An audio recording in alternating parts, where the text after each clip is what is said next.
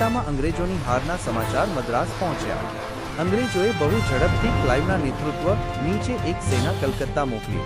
23 જૂન 1757ના રોજ ક્લાઇવના નેતૃત્વ હેઠળ અંગ્રેજ સેના અને નવાબની સેના સાથે પ્લાસી નામના સ્થળે યુદ્ધ થયું, જેમાં અંગ્રેજોનો વિજય થયો। નવાબે અંગ્રેજોને 24 પરગણા વિસ્તારની જાગીર આપી અને જકાત વગર વેપાર કરવાની છૂટ આપી। પ્લાસીના યુદ્ધ પછી બંગાળ અંગ્રેજોના અધિકારમાં આવી ગયો। અંગ્રેજોએ મીર જાફરને બંગાળનો નવાબ બનાવી દીધો।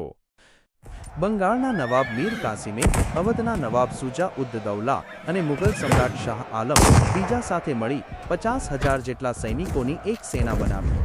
અંગ્રેજોને ભારત બહાર હાંકી કાઢવા માટે એક યોજના બનાવી। ત્રણેય સેનાએ અંગ્રેજો સામે બક્સરનું યુદ્ધ 22 ઓક્ટોબર 1764માં કર્યું, જેમાં અંગ્રેજો જીત્યા।